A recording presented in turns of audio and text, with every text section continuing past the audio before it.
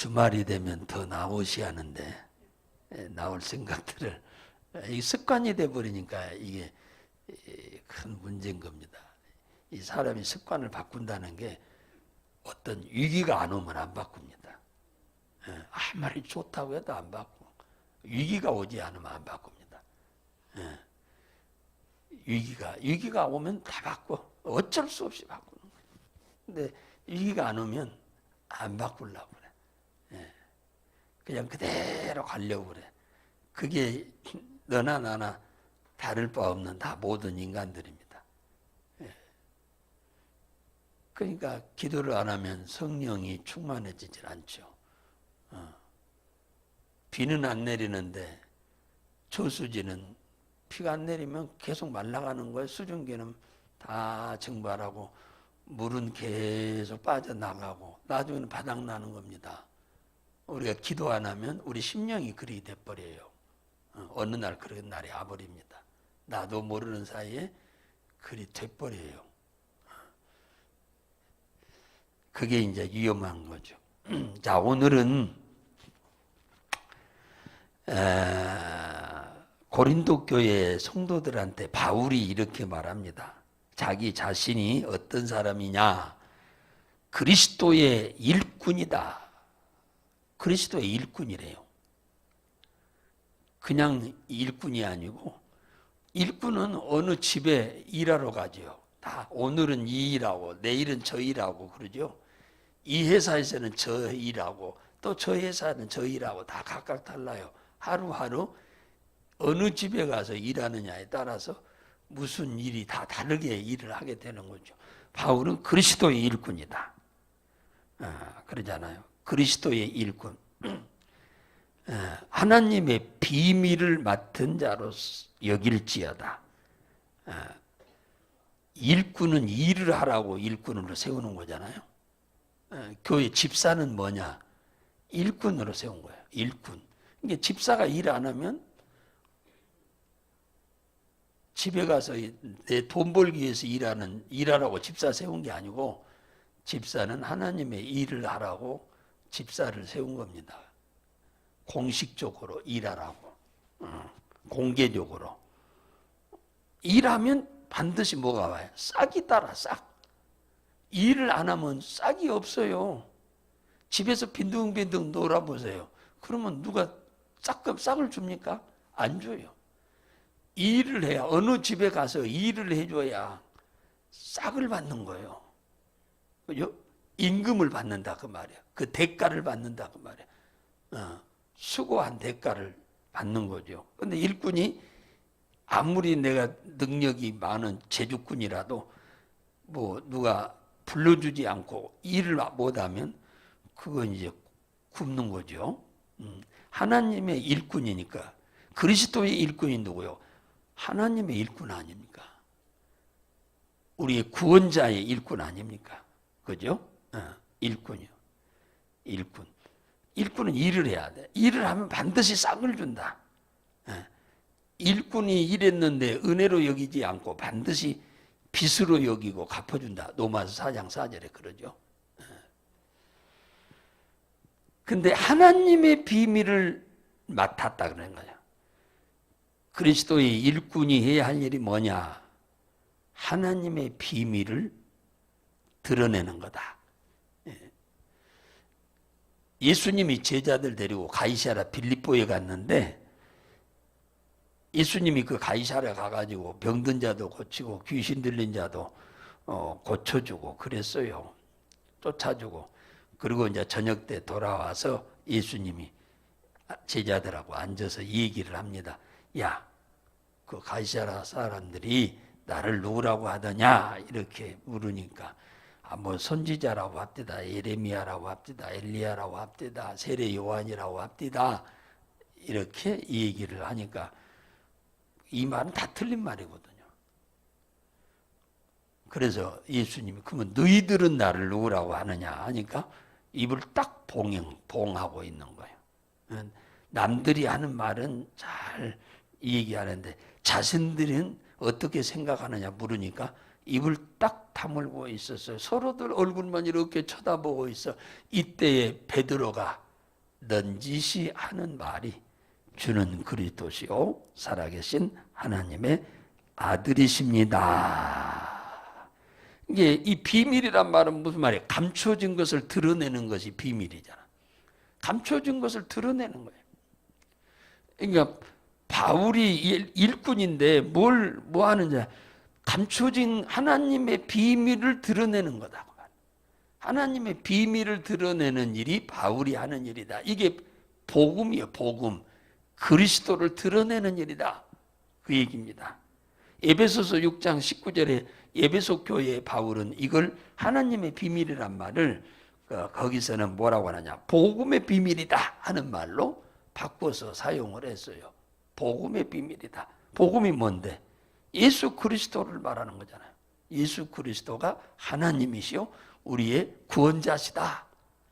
이걸 드러내는 것이 복음이에요. 그걸 비밀입니다.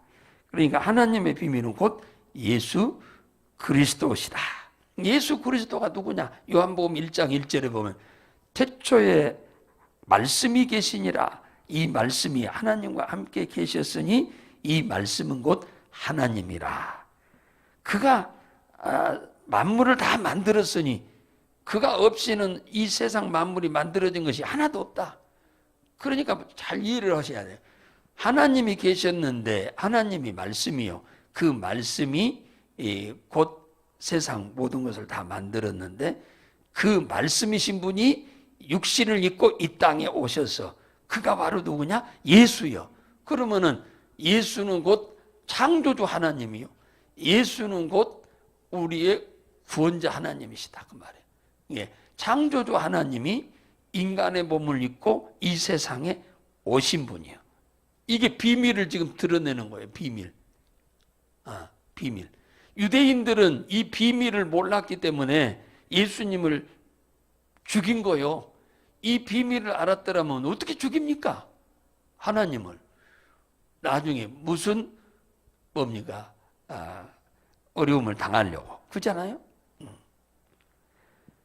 그런데 이분이 이 땅에 인간의 몸을 입고 오실 계획을 특별히 세웠는데 그 세운 이유가 뭐냐?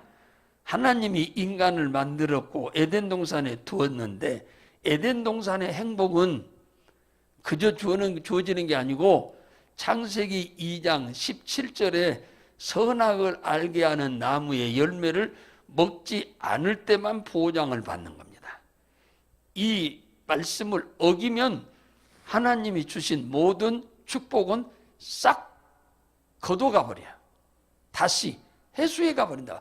말씀을 순종하고 지킬 때, 순종하고 지킨다는 말은 하나님을 신뢰하고 믿는다는 말이에요. 믿지 않으면 뭐가 나타나냐? 불순종이 나타나는 거야.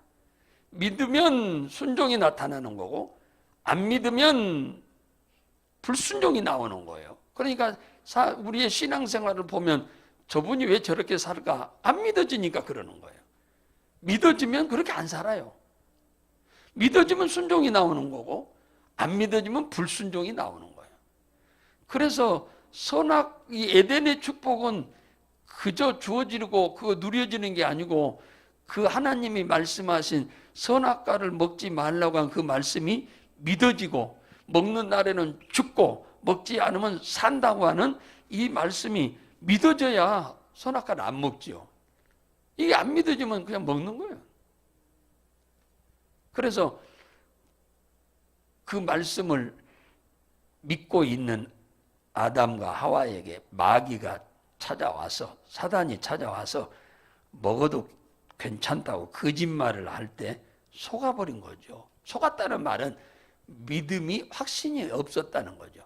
하나님이 하신 말씀에 대한 확신, 먹으면 반드시 죽는다고 하는 확신, 이것을 안 먹어야만 내가 영원히 살고 이 축복을 누리고 산다고 하는 이것을 확실히 안 믿으니까 어렴풋이 믿으니까 그런 거예요. 사기를 왜 당합니까? 모르니까 사기를 당하는 거예요. 어렴풋이 아니까. 확실히 알면 사기를 안 당하는 거예요. 그죠? 사기꾼한테 사기 당하는 것은 잘 모르니까 사기 당하는 거예요. 확실히 알면 사기를 안 당하는 거예요. 그래서 이 선악과를 따먹은 죄로 하나님이 우리에게 주었던 모든 축복을 다 잃어버린 거 아닙니까? 그 선악과 따먹은 게 뭔데? 죄잖아요. 불순종의 죄로 하나님을 떠나서 그 죄값으로 영원히 죽고 뭡니까? 사단의 종노릇 하며 살 수밖에 없는 인생이 됐는데, 그 문제를 해결하기로 하나님이 이미 창세기 3장에서 범죄한 인간을 3장 15절에서 여인의 후손인 그리스도를 보내서 우리 인간을 다시 구원해 내겠다고 하신 겁니다. 이건 비밀인 거예요. 이건 아무나 알 수 없는 비밀 중에 비밀이야. 아주 금괴가 어디 동굴을 깊은 어디 동굴에 어디 깊이 숨어 놓듯이 이 창세기 3장 15절에 이 그리스도, 하나님의 비밀인 이 그리스도는 여인의 후손을 통해서 태어난다고 하는, 이게 비밀입니다.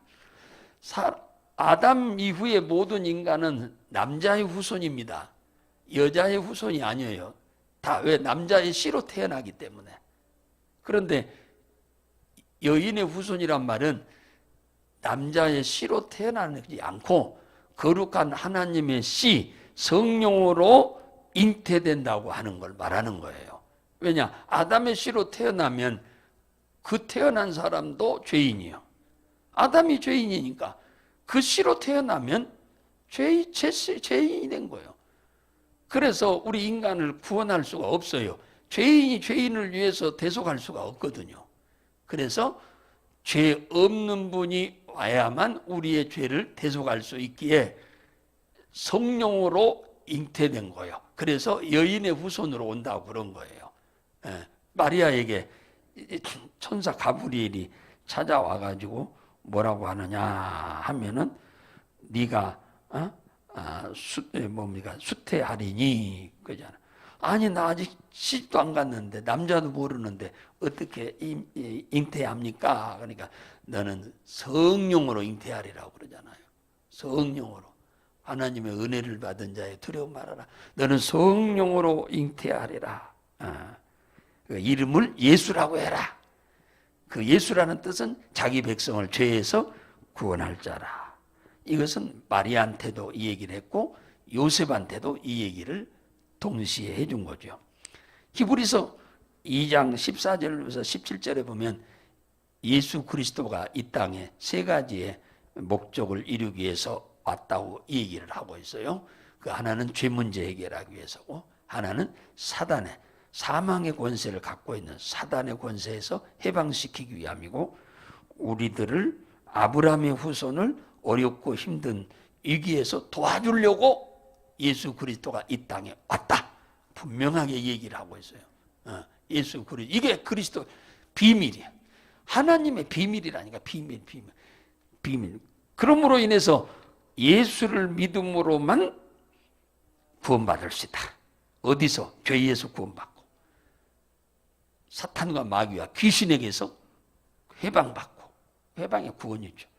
그 다음에 또 어렵고 힘든 위기에서, 어려움에서도 구원받을 수 있다. 지옥에서도 구원받기도 할 수 있다. 이것은 엄청난 비밀인 거예요. 이건 놀라운 비밀이고 아주 충격적인 비밀이죠. 이것은 이 사실만 바로 깨닫고 믿고 의지하면 그가 하나님의 자녀 되는 거예요. 자녀. 하나님의 마귀의 자녀였던 우리가 하나님의 자녀 돼버리는 거예요. 자녀 되면 그 다음부터는 그의 인생은 달라지는 거죠.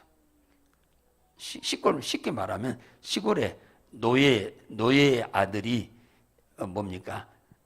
임금의 아들 된 것과 똑같은 이치요. 우리가 예수를 믿고 하나님의 자녀 된 것은 비유로 하자면 노예의 아들이 뭐요? 임금의 아들 된 것과 똑같다니까요. 엄청난 변화인 거예요. 이건 기적 중의 기적인 거예요. 이건 기적 중의 기적이죠. 그러니까 옛날에 노예는 아무것도 없으니까 자식이 뭘 달라고 해도 도와달라고 해도 도와줄 길이 없어. 한 번만 못 도와주는 게 아니라 거의 못 도와줘요. 노예가 자기 자식 도와줄 수 있는 게 아무것도 없어.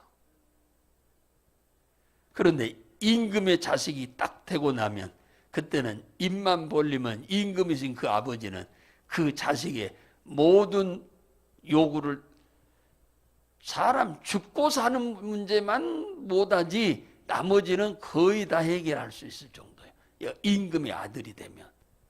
이게 대단한 겁니다. 그게 바로 뭐요?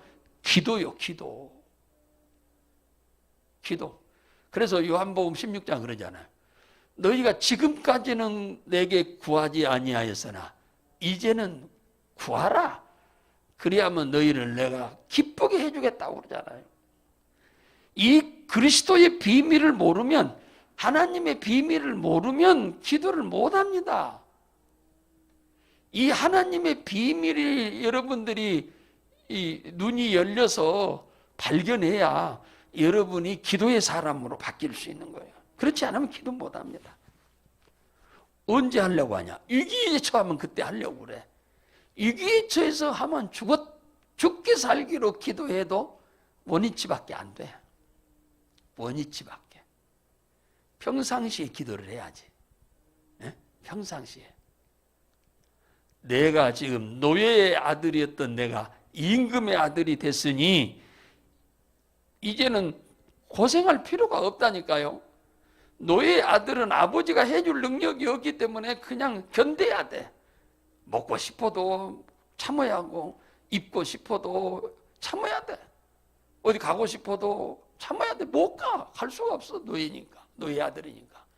그런데 임금의 아들이 되고 나서부터는 참을 필요가 없어요. 견뎌낼 필요가 없다 그 말이에요. 입만 벌리면 임금이신 아버지가 다 해결해 줄 수 있다 그 말이에요. 이것이 곧 예수 믿는 우리에게 하나님이 주신 축복인 기도의 특권입니다. 이것이 하나님이 우리에게 주신 기도의 특권이에요. 하나님의 비밀인 예수를 믿는 자에게 주신 특권, 축복이 수도 없이 많지만 그중에 딱 하나를 제일로 먼저 가장 우선순위로 그 축복을 찾는다면 그게 기도요, 기도입니다. 기도요. 성경에 보세요. 대부분의 사람들이 이 불신자들은 다 인생에 위기가 왔을 때 예수를 찾아왔습니다. 불신자들은 거의 그래요.